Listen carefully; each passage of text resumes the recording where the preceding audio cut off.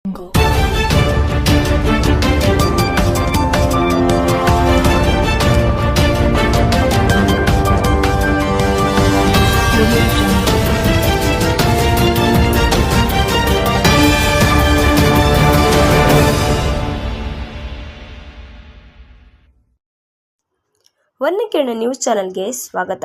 ನಾನು ಪೂರ್ಣಿಮಾ ಗಾಯಕ್ವಾಡ್.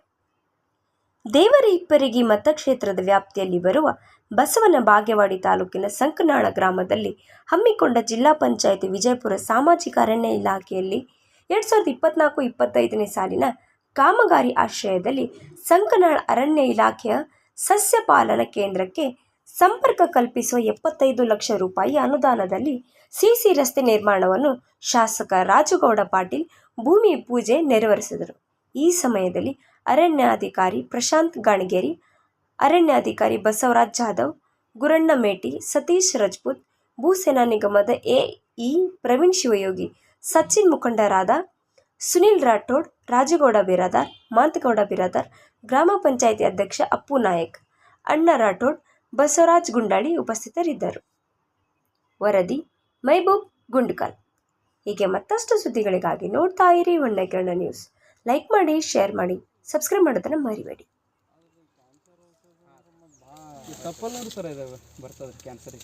ಇದು ಜ್ಯೂಸ್ ಮಾಡ್ತಾರೆ. ಇದು ಹನುಮಾನ್ ಕಲರ್ ಮಾಡಬೇಕು, ಖರ್ಚು ಮಾಡಬೇಕು, ಕಟ್ ಮಾಡಬೇಕು, ಖರ್ಚು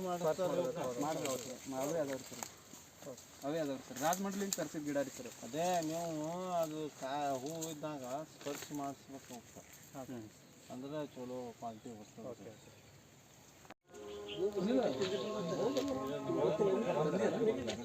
ಛತ್ತೀಸ್ಗೌಡ ನೀವು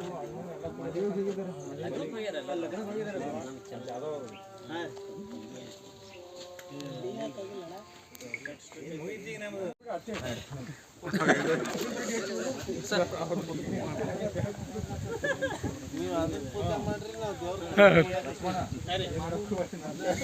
ದೇವ್ರ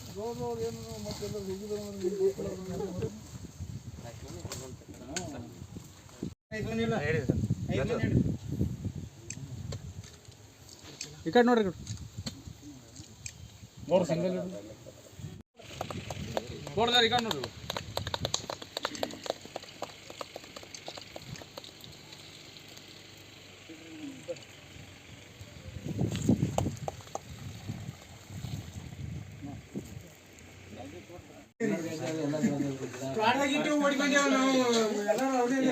ನಿನ್ನೆ ಗೊತ್ತಾಗ್ಯದ ಗೌಡ್ರು ಬರ್ತಾರ ಮಾಡ್ದಾಗ